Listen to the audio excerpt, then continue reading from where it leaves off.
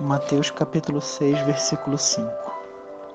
E quando vocês orarem, não sejam como os hipócritas.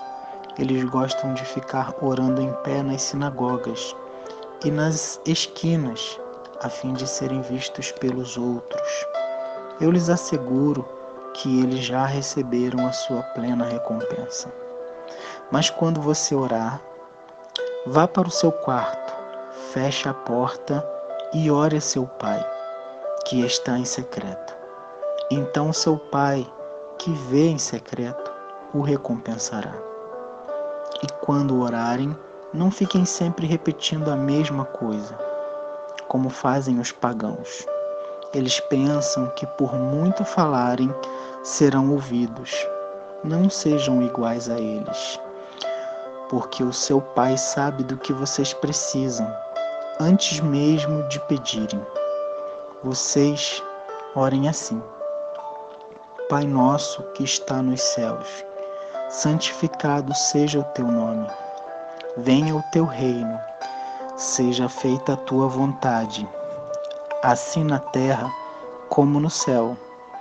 Dá-nos hoje o nosso pão de cada dia. Perdoa as nossas dívidas, assim como perdoamos os nossos devedores. E não nos deixes cair em tentação, mas livra-nos do mal, porque teu é o reino, o poder e a glória para sempre. Amém. Pois se perdoarem as ofensas uns dos outros, o Pai Celestial também lhes perdoará.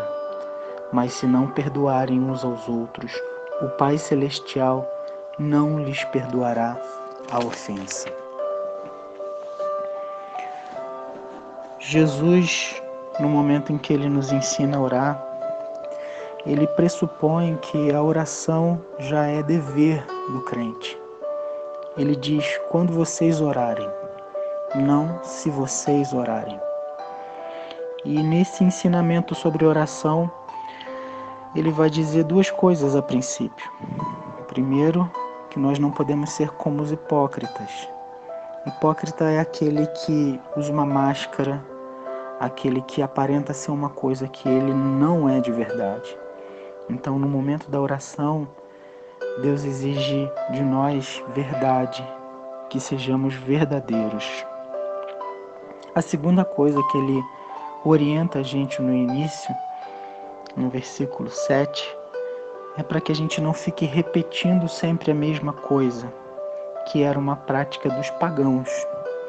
Eles ficavam repetindo e achavam que por repetir as coisas aconteceriam, que é diferente de uma súplica, quando nós desejamos algo e queremos e falamos com Deus e apresentamos os nossos argumentos, mesmo Deus já sabendo aquilo que nós precisamos apresentar diante de Deus a nossa súplica. E é bem diferente de uma vã repetição, uma coisa às vezes que não passa nem pela nossa mente, mas é um hábito de ficar repetindo sempre a mesma coisa, assim como um mantra. Cristo nos ensina que Deus já sabe de tudo aquilo que a gente precisa. E depois ele vai nos orientar o que a gente deve apresentar a Deus em oração. Primeira coisa é considerar que a gente está falando com o nosso Pai, o Pai nosso. O Pai é aquele que adotou o Filho. Então a gente se coloca como filho diante de um Pai que nos ama, diante de um Pai que conhece as nossas necessidades e coloca numa condição de filho que necessita daquele que vai prover todas as coisas.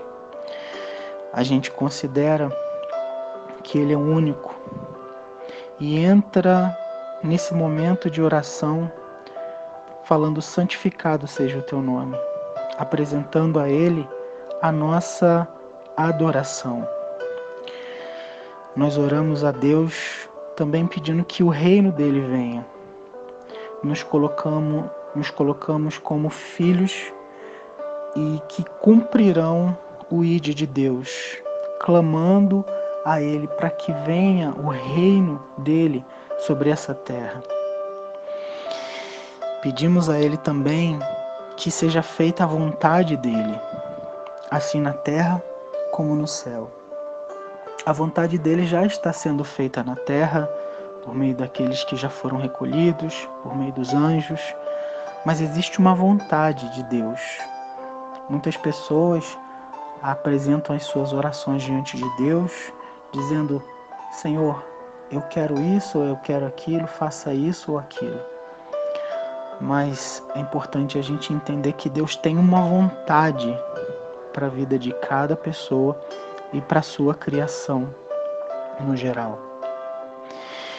E depois que a gente apresenta, fala com Ele sobre adoração, sobre o reino, sobre a vontade dele, que a gente reconhece que aquilo que é mais importante é a glória dele, a gente vai fazer a nossa súplica por aquilo que a gente necessita. E a gente pede 3 coisas: o pão, o perdão e a proteção. O pão nosso de cada dia fala daquilo que é mais básico para a nossa sobrevivência. E a gente tem que pedir diariamente esse pão, aquilo que é básico para nós, para que a gente possa viver. O que vem além do básico é a graça de Deus. E essa graça, ela vai ser dividida a cada um, de acordo com o propósito de Deus. Mas a gente tem que pedir ao Senhor diariamente o pão que não nos falte. E esse pão é um pão nosso. A gente pede ele também de forma coletiva. Depois a gente pede o perdão. E aqui ele pressupõe que quem vai receber o perdão foi aquele que tem capacidade de perdoar. E aquele que tem capacidade de perdoar foi aquele que nasceu de novo e tem o Espírito Santo em si. Só esse terá condições de receber o perdão, porque ele já recebeu essa graça salvadora na vida dele e ele tem a capacidade de perdoar também.